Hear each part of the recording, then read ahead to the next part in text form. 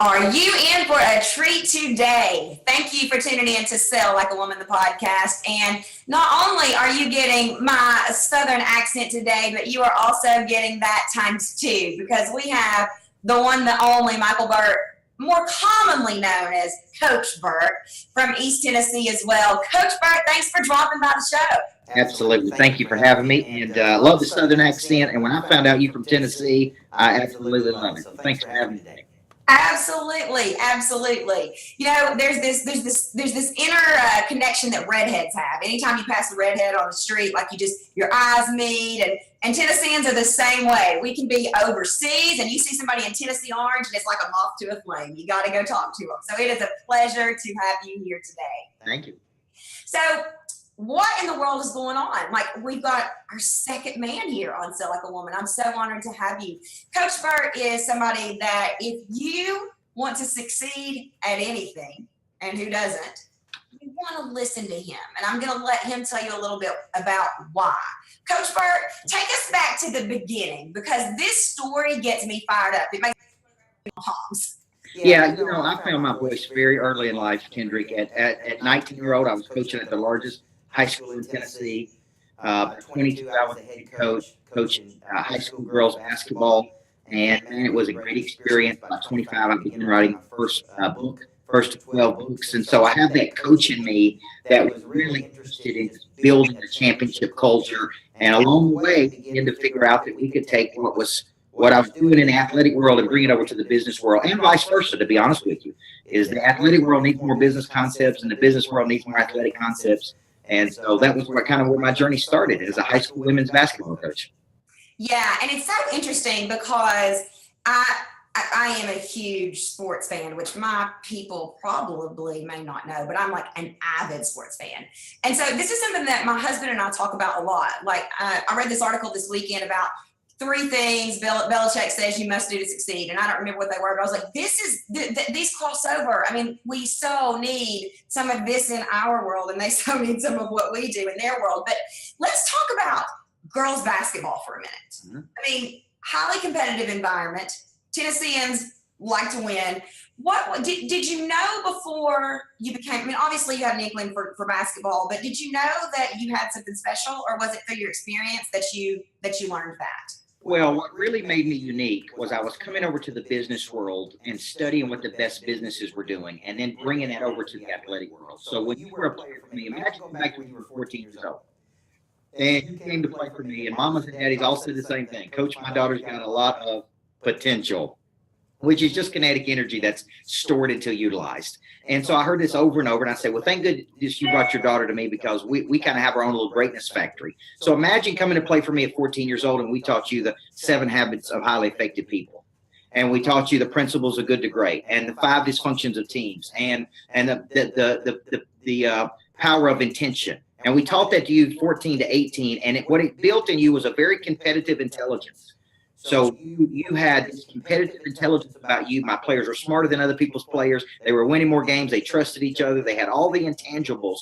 And lots of people were like, what are you doing with those players? Are you brainwashing the kids? But what we were really doing was just making them a lot smarter. And so most people work on the body, which is skill, but they never touch the mind, the heart, and the spirit of a person. And so everything I do is whole person theory. If we're going to talk about potential, we got to talk about your body, your mind, your heart, your spirit, all 4 parts of your nature. And very few coaches know how to tap in and reach in and grab the best of a person. So that's really what made me unique in the athletic world. Yeah, so that sounds a little bit like the Bulls coach who later became the Lakers coach that did all the what's his name? Phil Jackson. Phil Knight, is that his name? Phil Jackson. No. Yeah. I remember Michael Jordan reading a book about Michael Jordan and talking about all the things that they had to read. And I was like, gosh, it's fascinating to me that you would have to read that, but obviously it works. So here's the question. I love that. I had to read all those books as a former sales rep, but if you did that, why don't other people, other coaches, and I know we're going to talk about your business, why don't other coaches just take that and do the same thing? What about it makes it special besides just the idea? Well, it's actually I would like to say it's complicated, but it's really not complicated. The other coaches wouldn't take the time to dig in deeper. I'm a deep disciple of Covey. And so from 18 to 25, I studied very deep methodology on how to enter engineer a person to win. Most coaches really will never take the time to understand a whole person. How do I tap? So what they do is they push harder, they yell. This is no different than sales trainers just telling you to make more phone calls, call on more people. See, to me, what good is it to have knowledge without desire? What good is it to have skill without confidence? So even when I'm coaching salespeople today, I'm looking at the whole person. And a lot of people identify with that because they have sales reps that are not motivated because they got a broken heart or they got their spirit crushed. And they're like, well, just make more sales calls, just see more people, just increase frequency. And what I think is they're missing a bigger picture, which is a holistic approach on how we build people to win from the inside out. Most coaches would never take the time to study that deep. Makes perfect sense. And I'm going to throw the coaching profession under the bus right here and say a lot of coaches I know probably couldn't understand it either. I mean, they knew the X's and O's, but this whole non-tangible or intangible that they can't see, Right. Let's just shoot some more free throws. So it makes sense. Okay, so let's transition into the business world. I love this. I can remember so many times when, I guess it was every quarter, we'd get a new frequency goal, we'd get a new detail aid, and it drove me insane. It almost felt a little bit like if you check the box, you're doing good. And it wasn't a check the box kind of job. So it was very demotivating for us. Mm-hmm. Talk to me about when people learn how to win. Whole person learns to win in a business setting, in a sales setting. What changes? Well, when you learn how to win, I think it all starts with I've got a dominant focus, which is a single tangible outcome I would like to drive, typically in a 12-month cycle is measured in 30-day windows, right? And I look at missing structures. And so in the new book, I've kind of built out this $1 million machine, which is how you systematically get yourself to $1 million. And what I've noticed is that salespeople have 4 big missing structures. They do not have a world-class explanation of services. Therefore, they don't have anything valuable to say. Number 2, they do not have a selling system, a consistent and systematic way in which they drive customers. Number 3, they do not have a great 7-touch follow-up to get people off the fence, right? And number 4, they don't create an experience that drives referrals. And referability just being great people telling other great people how great you are. Now, if I could tackle those 4 issues with every salesperson, which is what I tackle it, right? I tackle it in the book. I tackle it when I'm coaching. And there's not, it doesn't matter if it's a $1 billion company or if it's a little startup with 3 people. I say you got 1 of 4 problems. And from coaching all kinds of salespeople, you can sit there and go, oh my gosh, they're leaving millions of dollars on the table because they don't follow up like they should. Or they don't have anything valuable to say once we get them on the phone. Or they don't have a selling system, so they don't generate enough leads. Listen, those are 4 consistent selling problems. When you tackle those 4, you get your revenue up, you drive the numbers, and then you really start winning. I look at a business simple, Kendrick. I think if it's not giving you excess cash at the end of the month that you can then reinvest in your business or something else, it's not a successful business, in my opinion. I love it. And I love that we have you on here and you're validating some of the things I say as well, follow up, benefits. That's the same thing you're saying with don't have anything to say, just right. Sit talking. It's interesting, Coach Burt, because I was speaking last week to a $1 billion company, and I basically said, you got 1 of 3 issues here. Mm-hmm. And I went down what I thought the issues were, and the gentleman said, I think you're oversimplifying it. And I said, I'm not. Like, you can believe me or not, and you can try to make it complicated, but at the end of the day, you're going to come back to your follow-ups are terrible. They were following up, but it was, hey, how you doing? You ready to sign that deal? No, nobody's going to respond to that. Right. So, yeah, I totally agree. I say all the time, sales isn't rocket science. You just got to know how to do it. Well, you mentioned the follow-up, and here's the deal. The way you follow, you may be following up 7 times. Statistics tell us 7 to 15 times, 80%. But how you follow up. Absolutely. Is do you say, do you have any questions? I heard one person follow up with me once to say, I woke up thinking about you this morning. I'm like, man, that is so creepy. If you don't have anything else to do besides think about me. So I push people and challenge them when I follow up. So a lot of people say, well, what do you use? Well, I say, well, Kendrick, we lose 10% of momentum every day we don't take action. There's a power in taking action. I brought you exactly what you wanted on a silver platter. What's stopping you from taking action? And I push people and create some tension between, and that's just the old coach in me. I'm positive, but I'm intense. Yeah. I want people to go, man, that guy's right. I do need to take action. I do need to get a coach in my life. So I think the way people follow up is critical. I think people leave a lot of money on the table because they don't follow up, because we're relationship builders in the South. I've got contracts in Jersey, Minnesota, all over the country I go to once a month. And in the South, we want to be such relationship builders that we don't push people. We supplicate a lot. Yeah, you're absolutely right. Absolutely right. So let's talk about this. What about the person who is sitting there saying, okay, let's see, what the quote you said is we lose 10% of momentum when we don't take action. Is that what you said?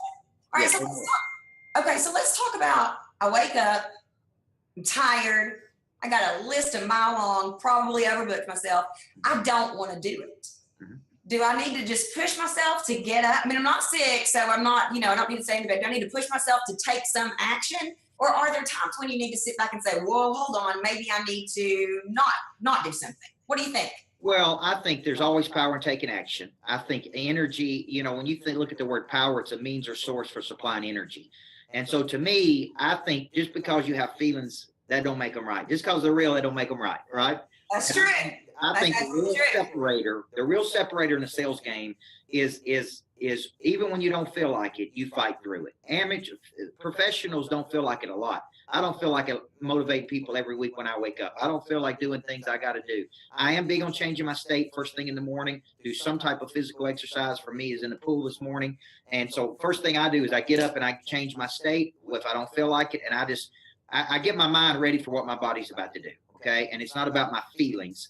And that really, most people say, I don't feel like prospecting today. I don't feel like doing this today. And I would tell you, entertainers don't always feel like performing, but they get up on that stage and perform. And I saw Lady Gaga once performing right in the middle of the show, and she turned around and threw up while she was performing and turned right back around. And I said, man, that was sexy. Yeah. I like that right there. That's my kind of woman right there. Yeah. She just kept going through it. Yeah. So what y'all are seeing here, and I'm so glad that Coach Burt is here, because you don't see this a lot out of me, because it's there, but you don't see it as much as this intensity. There is an intensity with a lot of coaches, athletics, and a lot of coaches outside of my little bubble of the world. The people tread really lightly, because intensity can be a bad word, or people think it's a bad word. And so I love that you're showing that, no, actually intensity is that energetic force that drives you to succeed, right? Well, urgency, one definition of urgency is a force that impels. I do believe that impels movement. An object at rest stays at rest unless acted on by an outside force. I think if we could reach our own potential, we wouldn't need a coach in our life. And I fundamentally disagree with most of the coaches that are out there. I do not agree that coaching is asking people questions and letting people come to their own conclusion. Listen, the people pay me a lot of money for one reason. They can't get there on their own. What I do is create structures, processes, and systems to take a real estate agent that's doing 20 deals a year to 100. They're making 300 or 400 more thousand a year. So if they can get there on their own, they don't need me.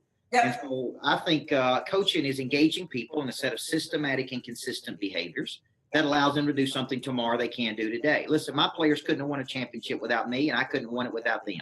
Yep. But if they could have got there on their own, they wouldn't have needed me. So a lot of people get into coaching, and they think coaching is, I'm going to ask you questions, let you come to some clarity. And there's different types. That's facilitating, but to me, I'm coaching people towards some dominant focus they want to hit. And it is intense and positive on the journey to get there. The whole reason I left life coaching, well, besides I wasn't very good at it, but I asking people questions and letting them get there on their own, I couldn't do it. I mean, when your block is right there and I can clearly see it, I feel like I need to help you with the system to work through it. And that's why this has worked so well for me, because it's systems, it's processes. So I'm right there with you, right there with you. Right. Okay, so what is the best? So you talked about sort of the 4 things. It's one of 4 things, right? So what do you think? Maybe it's one of those, maybe it's something else. The number one thing people need to do to be successful in business, sales, anything. Is there one thing? Well, I think I look at what money follows. I do think money follows attention. I do think money follows energy. I do think money follows circulation. I do think money follows activity. So the biggest sales revelation I had is to come into this conclusion, because you got to remember, I'm a former coach, high school women's coach. I got paid the 25th of every month. Didn't matter whether I won or not. I got the same amount of money. Even when I won at high levels, I didn't make any more money. Yep. And when I came to this realization, money changes hands when problems are solved. The bigger the problem, the more money people pay to solve it. So your unique ability or your special ability that you have is there to solve a problem for people. Now, you can wake up and fish for bluegill in the local lake, right, in East Tennessee, or you can fish for blue marlin in the Gulf of Mexico.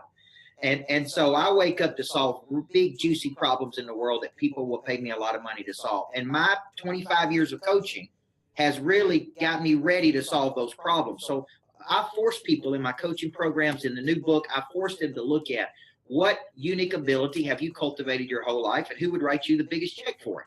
And until you get clarity about that, selling is really complicated because you got to convince, you got to do all these things. Listen, 7 billion people in the world. There's enough problems out there for us to solve. Okay. So you got to get good at solving them. All right. So I want to dive into this a little bit because this was my Achilles heel for so long. I didn't know what I wanted to do. I didn't know. I knew there was something. I knew there was this calling, same story here over and over. But when people would ask me, what are you uniquely qualified to solve? Or what do people always thank you for? Or what are you always reading? My answers were, maybe they were asking the wrong questions, but my answers were fashion magazines, books about history. People are always calling and asking me, do these shoes match? Do these jeans match? I could not get to sales. So what, do you see that? Or are there better questions to ask if you're sitting here and you're like, look, I know I've got work to do, but I don't freaking know what it is. I don't know what to help people solve. Well, it is. And, Dan Sullivan coined the term unique ability. And here's what's genius about that. Unique ability is some superior ability. It was given to you most likely at birth. I call them birthday gifts. But it's very seldom found, or it's typically recognized by other people. So I want a person listening to us today to think of their unique ability as something very specific. Like I take real complicated things and make them simple. Okay. You can connect to anybody, anywhere, anytime. You can diffuse real tense situations with humor. Through your ability to wordsmith, you can negotiate 10% more money on a deal. I want you to start thinking of a very unique ability, and it always comes from your past. So I want a person thinking based on my unique past and my unique experiences, my unique mentors, and my unique struggle. I've really cultivated 2 or 3 unique abilities that can solve a problem in the world. Okay. And listen, I tell people I went to college for 9 years to get 3 degrees, and I never had one class in finding my unique ability. That's the truth. Now, and you're in the sales business, so you understand, and you've done a fantastic job of packaging and selling your unique ability to a very clear demographic of people. Well, most people really struggle. So let's say a person on this watches us and says, this is what I think mine is. Well, that's just part of the equation, because you got to find the special, you got to package the special, and you got to sell the special. And most people break down in that second part is, how do I package it? How do I sell it? Who do I sell it to? How do I distribute it to the market? And so there's a big market there for people that just want to know how to package what it is they got and sell it at higher levels. I completely agree, 100%. That's great. So, okay. So then let's talk about when you are working with people one-to-one. Well, let's actually back up. So you've got how many books do you have now? I have 12 books out. 12 books. That's 12, like 10, 11, 12 for those of y'all who are listening. 12 books. 12 books. And when did Everybody Needs a Coach in Life? It just came out? Yeah, this came out March, I think 21st. So yes, it's been out just a little bit. We're still pumping it. We're still pushing it. We were able to get it high on Amazon. So it's been a good journey so far. Fantastic. So tell us the without giving too much away, obviously, but tell us the demographic for this book. It says everybody needs a coach in life. Is everybody the demographic for this book? Who's going to get this book and say, oh my gosh, where have you been all my life, Coach Burt? Well, the demographic for this book is a person. There's one common theme of people that come to me. They want more of something. More time, money, structure, freedom, obviously more money, more impact. And what's happened is they're reaching a ceiling in their life. Okay, so they've been in a dynamic state. They've grown. They've had some demonstrated capacity of success, but they have hit a ceiling. They're making the same amount of money. They got the same amount of impact. Maybe they're static. Maybe they're plateaued. They're looking to break through that ceiling. This book basically tackles that ceiling, okay? And it says, you were dynamic. Now you've reached a static state. How do we help you bust through that personal life, business life. So it's typically a person, I'm going to say 32 to 45 years old that are in the stage of really, really building their life and building their business, and then really get serious about their impact. And they're going, you know what? I can play at such a higher level than what I'm currently playing, and this guy I think can get it out of me. And that's who the book is for. So it's, I mean, you said this, but I just want to reiterate it. It's life or business. So it could be that the career's great, but I need more. I'm dying. I'm killing myself. I need more time. I need more me time, whatever. The plan's going to work for both. Yes. Yeah, because I fought for years, Kendrick, that I was a life coach. People would say, you know, all the articles done about me was life coach says this, life coach. And I used to say, I'm not a life coach. I'm a business coach. Okay. Quit calling me that. Oh, I love that. I didn't mean to interrupt you, but I love people coach. Yeah. Well, and then one of my biggest clients said, you know, man, you do a lot for me. You help me get clarity. You help me keep my swag. You do this. You give me structure. He said, man, you kind of cross over between coaching me in my life and in my business. He said, so I finally quit fighting that, and I just embraced it. And I said, look, man, if I need to be your life coach, I am. If I'm your business coach, I am. Most of the people that are in my big coaching program pay about $5,000 a year. They pay on a monthly basis. They're in a program called Monster Producer, and we tackle every area of their life, because go back to the genesis of my philosophy, and that is we are whole people: body, mind, heart, spirit. Each of those parts, 4 different needs, 4 different dimensions. So we get into your monster impact in the world. We get into how to build your business. We get into your family. We even do things for husband and wives. We do things for the kids. We do things so we do it for kind of the whole person. And so I've kind of embraced that. I love that. So let's talk about that. I want to talk about that because this is something that this is kind of my zone of genius when you talk about your programs and bringing it into more people in the online world. So tell me about the programs that you offer. Yeah, basically we offer individual coaching program, and I say individual, I mean in groups. I do very little one-to-one coaching because of economies of scale and time. So I'm a group guy. I feed off the energy of a group. That's the old coach in me. And so I developed a program called Monster Producer. I believe a monster producer is a legendary creature that combines multiple skills to dominate a market, right? And there's a certain cut of person in the world that wants to freaking dominate their market. And so I put this program out. It's been very successful. We have people all over the world in it. But typically they come to me once a month in a group setting. I teach it 6 times a month. I even come to Knoxville, Tennessee, Chattanooga, Tennessee. I teach it in Middle Tennessee, Nashville, Franklin. And basically these groups of 30 to 40 people come. They all want more of something. And over a 1-year cycle, I systematically get them to a much higher level, typically about 43% increase year over year. And we tackle everything that's related to growing your business to becoming this monster producer. So when you say they come to me, it's like they travel to Knoxville, Franklin, and you do it live in person? That's correct. Oh, I love this. I love this. So what about people you have people all over the world. They come to Knoxville as well? We simulcast. We do it from my Greatness Factory, which is my unique training facility here in Middle Tennessee. We simulcast one. So we do have customers all over the world, even in other countries, that watch it live as if they're in the class. But a lot of people, I say it's, you can listen to the Eagles on CD or you can go see them in concert. It's a whole different deal. The energy of the live experience, no matter what you're doing, there is nothing like it. I get chills just talking about it. That's right. I love it. I love it. I love it. I want to transition into doing some stuff in good old Tennessee. So that's encouraging that you do it in all those places. That's fantastic. Okay, great. So let's jump in just a little bit more about the book, because we got a couple of exciting things for our people listening who are ready for a people coach, a coach in life. Okay. Let's talk about people who, not because of the system, but people who don't get results. What's going on when people don't get results? What is that typically? Is there one common theme that doesn't happen? They don't take action. They don't push. What is it? Well, I think, and I do talk about this in the book. You got one, we talked about the 4 sales problems, but individually we have 3 big problems. We don't know what to do. Okay. So you can have all the energy in the world. I call them Red Bull entrepreneurs. They're all jacked up on energy, but nowhere to go. And they're looking for love in all the wrong places and they got nobody to see. So the first problem is you don't know what to do and you need clarity. That's where the coach comes in. You need a system. You need a structure. You need a process. You need to get around. And if you study how a person masters something, they observe a master for a period of time.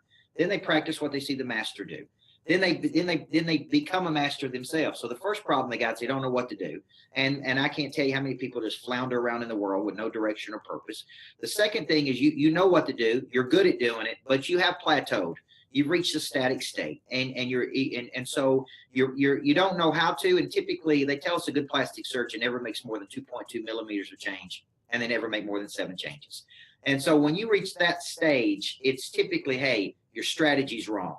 You know, you need just 2 small shifts in your strategy, like me going out with my online academy, like me developing Monster Producer and taking it to 5 different cities. You know, I just needed to shift my strategy just a little bit. Or the third problem is you're doing it. You're real good at doing it. You've been doing it a long time, and you are bored out of your freaking mind. Yeah. And so you're making a lot of money. I mean, I'm coaching people making 1 to 5 million a year. They've been doing it. They're bored. They got no fire. They got no burn. They got no energy, you know, and they're really kind of stuck. So those are the 3 big problems I see people have out in the world. I try to tackle all 3 of those in the book. Sometimes an outside catalyst can walk into a person's life that is stuck and just wake them up, shake the sugar tree a little bit, and they're like, man, I got to get back to doing what I used to do to make me great. Shake the sugar tree. I love it. I love it. I love it. So if you're one of those people, you know, if you're one of those people that Coach Burt mapped out, and you're ready for some direction, we're going to give away 10 copies of the book. All you got to do is comment on the podcast below. Put your email there where we can reach you, and we'll have my assistant email you and get you a copy of the book. So we're going to give away 10 copies of the book. Anybody who's also interested, you can go to Amazon.com, right?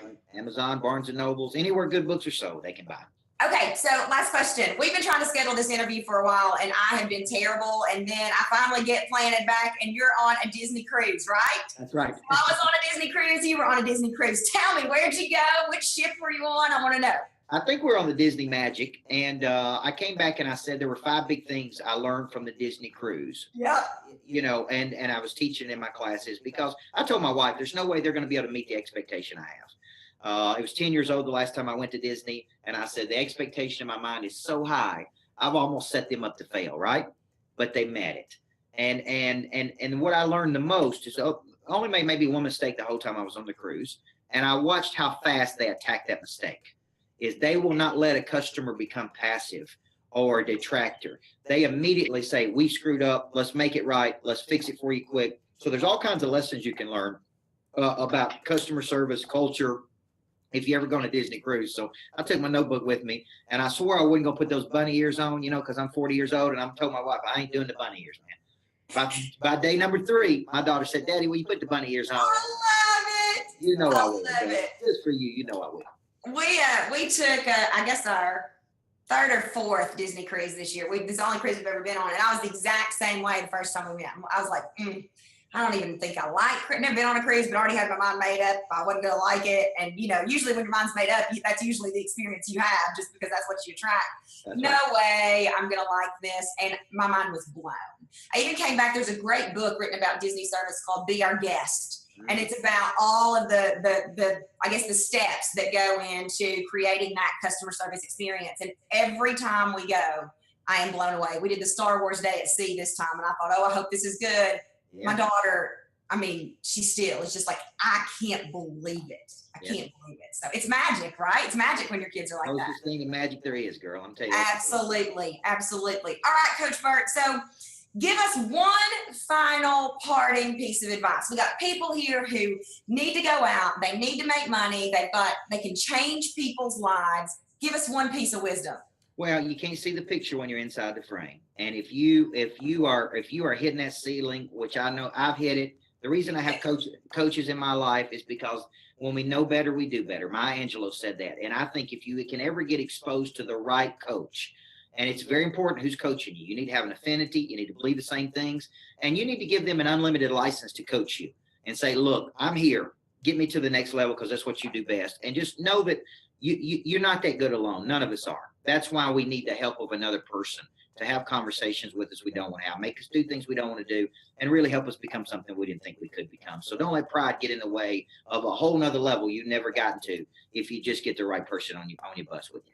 I will second that. I tell you, I look at my life and think And I run into those still. I mean, we're in a transition right now because I need some change in the structure in order to scale, and because I'm hitting that burnout plateau place. But I look at my life and think, wow, 6, 7, 10 years ago, if you'd have told me I'd be meeting like authors and interviewing them, I'd have said, yeah, okay, in my dreams. And, you know, I can point to coaches who absolutely are the reason I'm here. So I completely agree.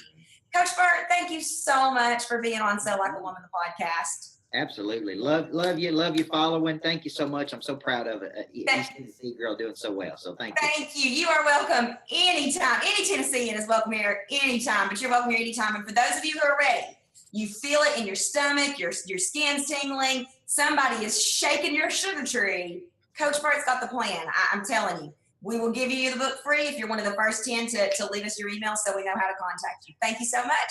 I believe in you and I believe in your business. You can do it. Go do it.